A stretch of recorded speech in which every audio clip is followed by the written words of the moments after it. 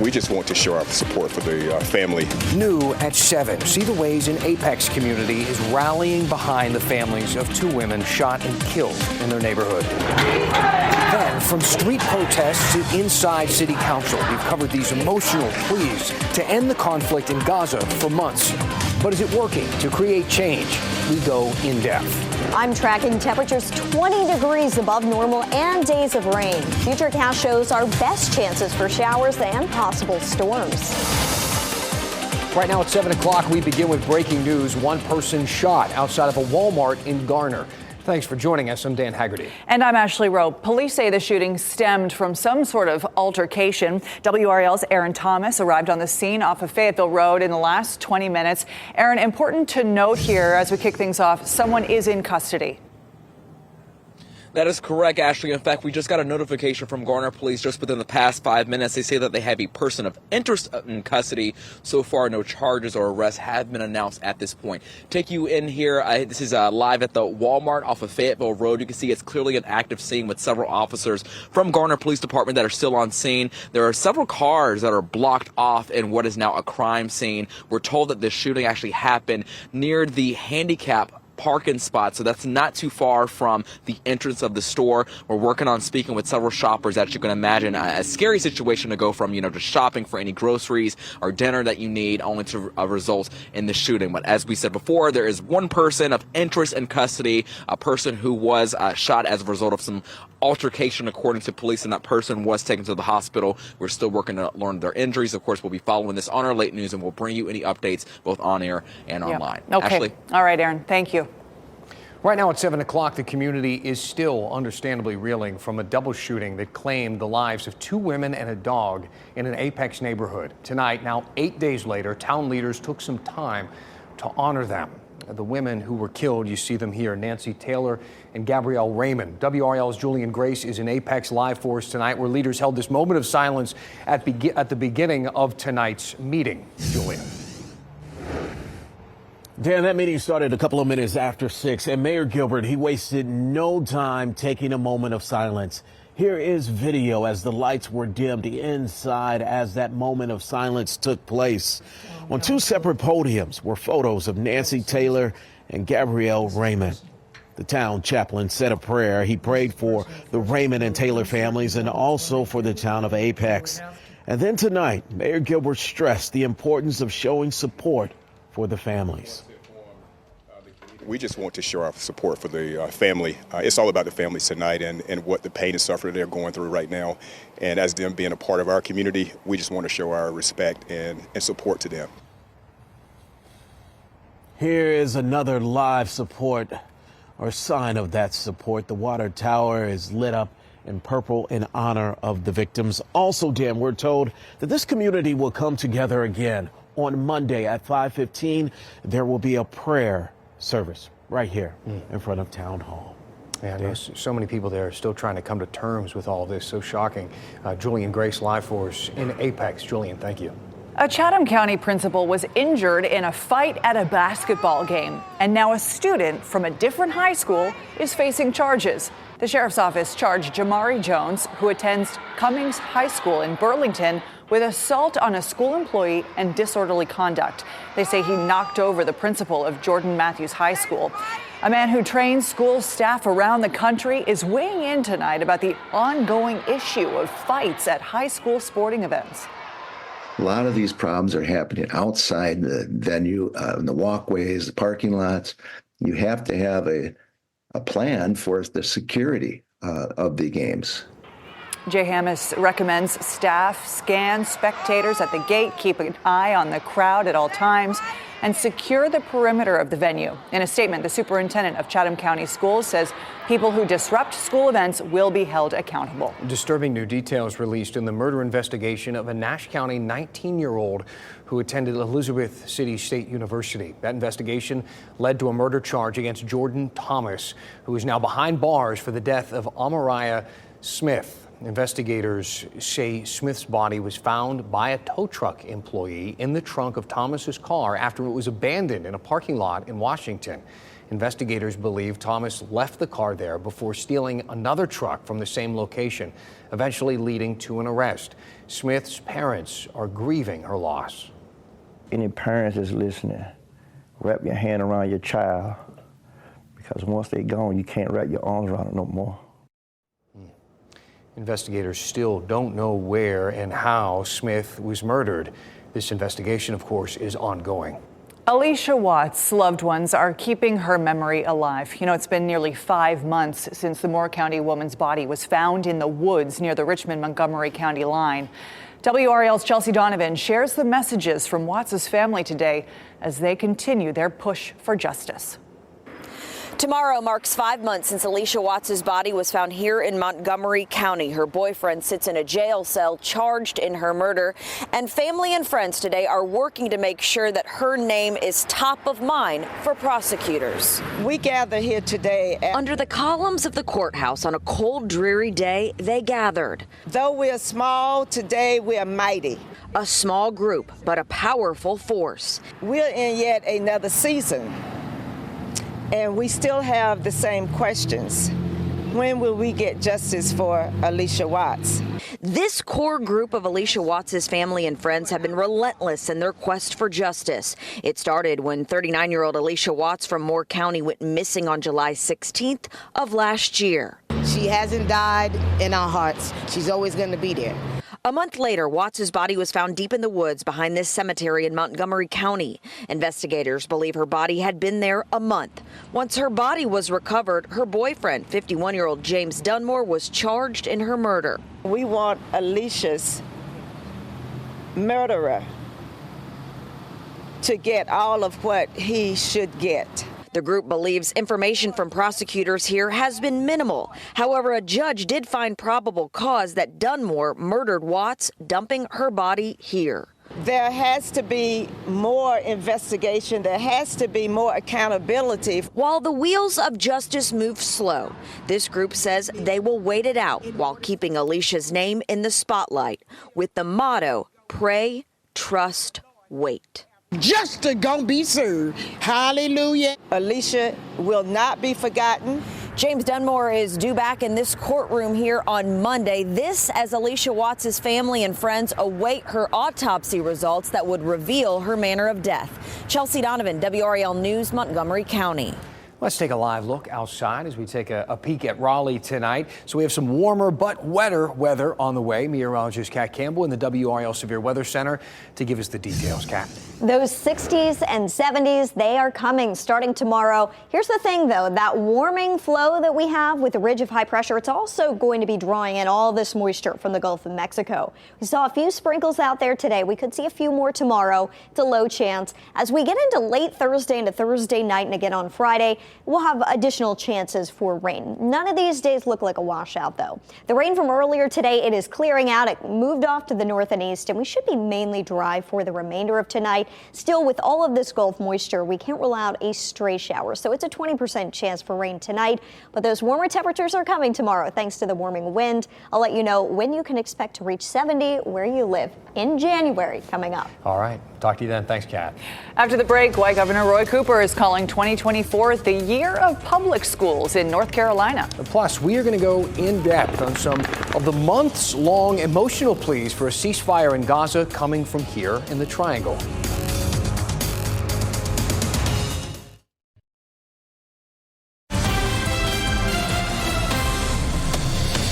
Thanks for staying with us here at 7 o'clock as we go in depth tonight. The protests at Raleigh City Hall continue. Hundreds of people who are adamant that Raleigh City Council adopt what they call a ceasefire resolution in the war between Israel and Hamas. Over 200 people showed up at the last meeting. So many of them spoke. That meeting went until almost 11 p.m., nearly 5 hours. Not passing a ceasefire resolution means voting yes to a continuation of this violence. How can there be a ceasefire when Hamas still calls for the destruction of Israel? So all of this has been going on for months, since October, really, when the decades-old conflict in Israel re-erupted into all-out war. Many of the people who signed up to speak about this last week have been relentless with their efforts and have rarely missed a chance to share their passion. And at times, that passion turns into heated debate and angry disagreements that can be disruptive. With that. Shut up! So, a viewer, Lois, emailed me after the most recent council meeting and said, "What baffles me is why no demonstrations for a ceasefire in the Ukraine-Russia conflict. Why only Gaza?" I've also talked to some other people who have really scratched their heads at the whole thing, calling it a bit frivolous, asking what impact would Raleigh, North Carolina have on a conflict in another country halfway around the world? It's a reasonable question. I mean, what are the chances a resolution signed by these folks between, rezoning land for a parking lot and re-upping the contract for city landscapers has an actual impact on a war between two groups that have been, in some respects, at odds for thousands of years, rooted in religion and land rights? Well, this seems like a pretty good place to talk about the whole thing, so why don't we go in depth? And let's start with that email from Lois. She asked, why only Gaza, not Ukraine, Russia? And I've heard this criticism a lot, but it's a bit of a fallacy called a false dilemma or a false dichotomy, one of those all or nothing arguments. For instance, why stop with Gaza and Ukraine? Why not Sudan as well? Here's a headline from a few weeks ago. Why are they forgetting about us? Right now, Sudan is suffering through a military conflict that's killed thousands in less than a year. The UN calls it the world's largest human displacement crisis, a conflict spurred from foreign invasions, ethnic tensions, religious disputes, and fights over resources. Sound familiar at all? Unfortunately, there are conflicts all over the world. You can't ask people to care about all of them or none of them. Would you say to someone, "I can't believe you donated to cancer research. I guess you don't care about people with heart disease"? Now, for those of you who think a call for a ceasefire resolution is frivolous or performative or a distraction from some perspectives, well, you're exactly right. I mean, how about this headline from last week in the New York Times? Ann Arbor School Board set to vote on Israel-Gaza ceasefire resolution. Yeah, a school board. In what world does a Michigan school board have a direct impact on a foreign war?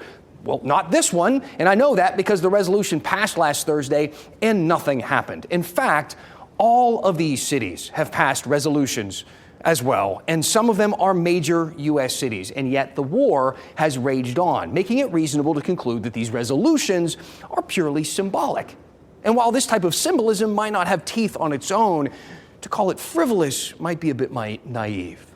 Some of the biggest changes in the history of our country have come from symbolic gestures. Rosa Parks refused to give up her bus seat, and now we learn about her in school. Now look, I'm not comparing Rosa Parks to the protesters at the Raleigh City Council, but explaining how an act, even a simple act or an idea, can grow into something bigger. That moment spurred more moments. Those moments led to new leadership and new policy. And right now, U.S. policy supports this war in many ways. As of today, the U.S. government continues to send billions of dollars in aid to Israel without calling for a ceasefire in the bombardment of Gaza. When Senator Bernie Sanders opposed giving Israel $10 billion in aid over human rights concerns, lawmakers shut him down.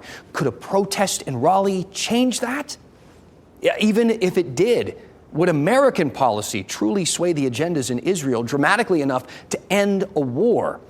I don't know. That's not for me to say. But we have seen the power of symbolic social movements to create real change. Let me know what you think on this. Email me at dan@WRAL.com. And not just about the impact that these protests could have on the bigger part of the puzzle here, but the impact they have here at home, on the council, on their ability to do the stuff that we elect them to do. You know, the boring stuff like rezoning that land for a parking lot and the like. Tell me what's on your mind, and we'll go in depth. Yeah, it sure has got so many opinions and taken up so much time. Hey, Dan, I want to get back to breaking news in Garner, where one person was shot in a Walmart parking lot. This is a live look at an active scene here. You see the police tape surrounding the area, specifically the area around these handicap parking spots. That's where the situation seems to have unfolded. I want to actually read you a piece from Garner Police's press release. They say that the situation involved an isolated incident where one person was shot. There is a person of interest in custody. No threat to the community at this time. Our Aaron Thomas is there. He will be giving us more information. He's gathering as much information as he can. He'll be keeping us posted throughout the evening on air and online. Today, Governor Cooper stopped by his former elementary school, Nashville Elementary. During his visit, Cooper proclaimed 2024 the year of public schools in North Carolina. The governor highlighted efforts in Nash County and statewide made by educators to push education forward in the state. He also called for more funding to support those efforts and wants the state legislature to prioritize public schools. I'm here to deliver the most urgent message of my 7 years as governor. Our strong public schools are at risk. And if we don't act, our children and grandchildren, our businesses, and our communities will bear the consequences. Cooper praised teachers and faculty for their role in readying the next generation for academic and social growth, as well as career preparedness. He says the future of North Carolina depends on every child's access to high-quality education. Cooper says that means paying teachers and investing in early childhood education. Wake County fourth graders are experiencing the wonders of the symphony today. Since 1946, the North Carolina Symphony has worked closely with school districts to provide students with educational opportunities. By the end of the year, 15,000 students will have been able to experience the symphony through 15 education concerts. Let's send things back over to meteorologist Kat Campbell. You know, it's been so cold. Now we've got 73 degrees behind you. I know, just this past weekend, we were down in the teens, but we're going to be in the 70s by the end of the week. A huge climb in temperatures ahead. This is just a teaser to spring. It's not going to last into next week. But Thursday looks like it may end up being one of the best days for outdoor plants. You get the warmest temperatures on Thursday, and the bulk of the rain may end up holding off until a bit later on in the day. So if you're looking at these warm temperatures and all the rain icons, there's a time to maybe set aside for an outdoor plan. If we look at meteorological spring, which starts on March 1st, and the normal high temperatures, the normal high in the low 70s, that's around April 15th. So it's going to be feeling more like mid-April than late January. We're warming up tomorrow. Tomorrow kicks off the warming trend, 67 in Raleigh and Rocky Mount, 65 degrees in Durham, 70 in Fayetteville, possibly 70 in Goldsboro. So it ends up being fairly nice. Still mostly cloudy tomorrow with a slight chance of a quick shower. Thursday, we'll have that chance for rain later in the day. But before that, we should be able to warm up into the 70s here in the Triangle, mid-70s in Fayetteville, Clinton, and Goldsboro. Even getting near 70 in Roxboro, which you think of Roxboro as a place we'd show snow this time of year, maybe closer to 70 there. Tonight, it's 49 in Durham as well as Raleigh, 52 in Fayetteville. So it is milder if you're heading out to dinner tonight. I think you'll still want a jacket with you or a sweater, but you don't need the big puffer coat necessarily tonight. The rain has cleared out of our area. We just have a 20% chance for rain overnight. But with this flow out of the southwest, all this moisture in the Gulf of Mexico, you can kind of see all the clouds, this band of clouds streaming into North Carolina. We'll keep that flow. So we're going to keep rain chances around. And then we've got this pesky front right here, and it is going to develop and have a hard time actually pushing east. So each day we'll see some showers likely to our west, and we may be kind of on the fringe of some of that rain here locally up until late Thursday into Friday as the front finally starts to move closer to us. And then the front's still hanging out nearby on Friday, helping to generate some additional showers, perhaps even a thunderstorm. The front gets stuck here. So over the weekend, at least for the start of the weekend, we could see another wave of rain that originates from the Gulf of Mexico move into North Carolina. Models today are showing that front finally clearing by Sunday. So we may get half the weekend of dry weather. For tonight, low temperatures in the low to mid 40s. Sounds pretty good compared to the 30s, 20s, and even teens we've had for the past week. 67 tomorrow, and then our lows are closer to 60. Thursday morning, Friday morning. So just to put this into perspective, our low temperatures are still warmer than our normal high temperatures this time of year. And once we get to the weekend, we cool off a little bit. I think we'll see temperatures fall some throughout the day Sunday, back in the 20s for lows next week. All right, Kat, thank you. Our most recent Arctic blast, though, is impacting some wildlife around our state. We're going to take a look at the coast next.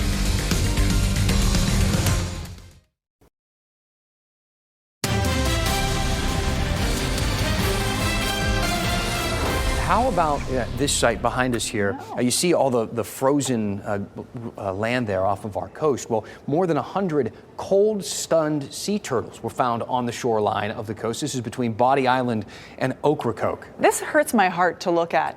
You're looking at photos from the National Park Service. A majority of the turtles were taken to the Star Center at the North Carolina Aquarium on Roanoke Island for rehab.